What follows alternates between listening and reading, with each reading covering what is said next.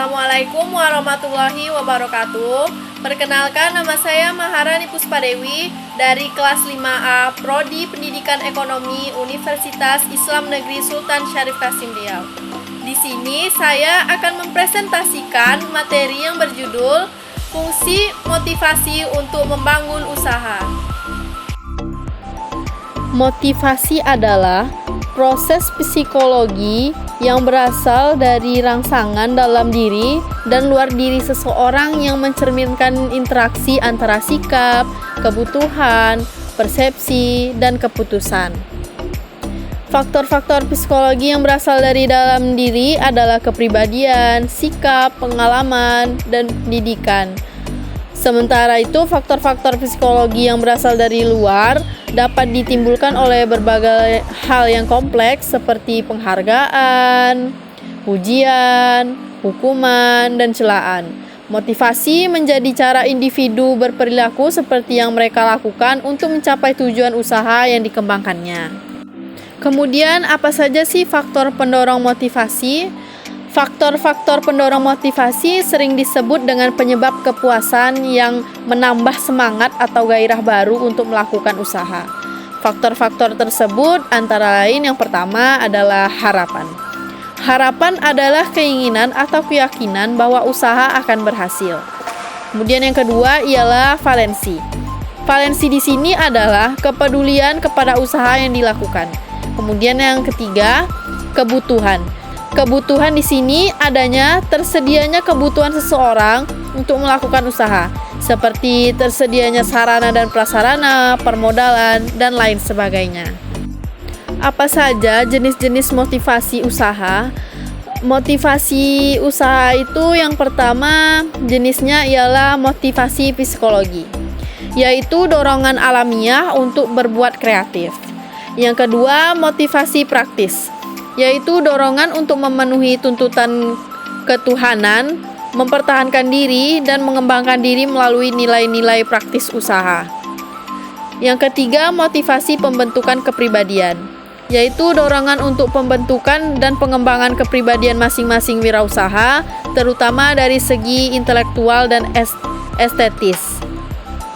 Kemudian yang keempat, motivasi kesusilaan, yaitu dorongan untuk menjadi lebih baik melalui usaha yang dilakukan. Yang kelima, motivasi sosial, yaitu dorongan untuk mempelajari sesuatu yang layak dikerjakan dalam hidup, pergaulan, dan dalam interaksi dengan orang lain melalui usaha yang dilakukan. Kemudian yang keenam, motivasi kebutuhan, yaitu dorongan untuk mengabdi kepada Tuhan dan menghargai manusia sebagai sesama makhluk Tuhan. Pembahasan selanjutnya ialah hubungan konsep diri dan motivasi dalam kewirausahaan. Konsep diri berperan penting bagi wirausaha untuk mengembangkan usaha karena berfungsi untuk membentuk penguatan diri dari dalam diri, mengatasi hambatan yang dihadapi. Konsep diri yang positif akan membuat wirausaha memiliki kepercayaan diri, tingkat penghargaan diri yang tinggi, rendahnya perasaan inferior, serta melihat diri secara realitas yang memberi motivasi yang tinggi. Dengan kata lain, jika seseorang memiliki konsep diri yang positif, cenderung memiliki motivasi yang tinggi. Motivasi merupakan dorongan bagi wirausaha untuk bertingkah laku sesuai dengan harapan dan tujuan, baik yang berasal dari dalam diri maupun berasal dari lingkungan.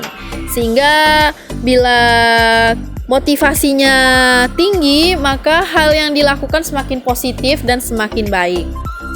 Selanjutnya kita akan mengetahui apa sih fungsi motivasi bagi seorang wirausaha.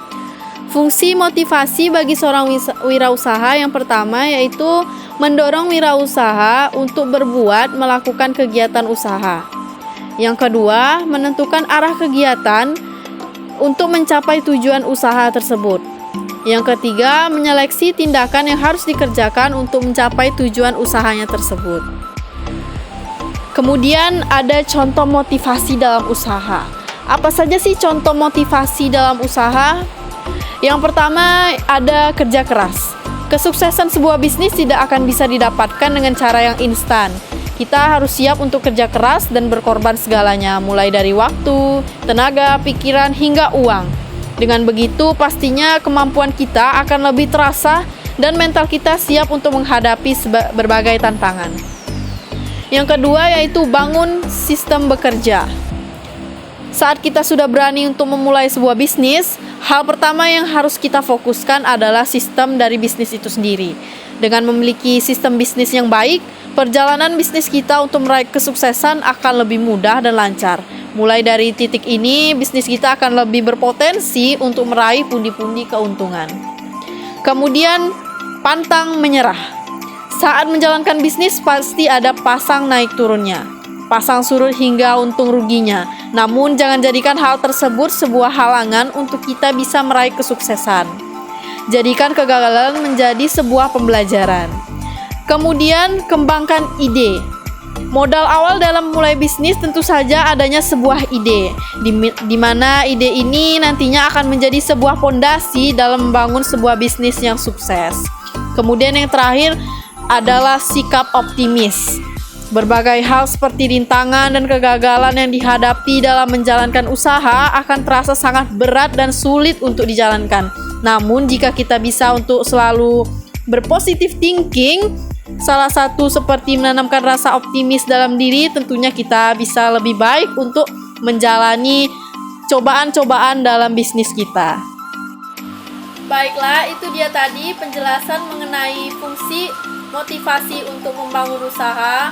Semoga yang saya jelaskan tadi dapat menambah ilmu kita semua.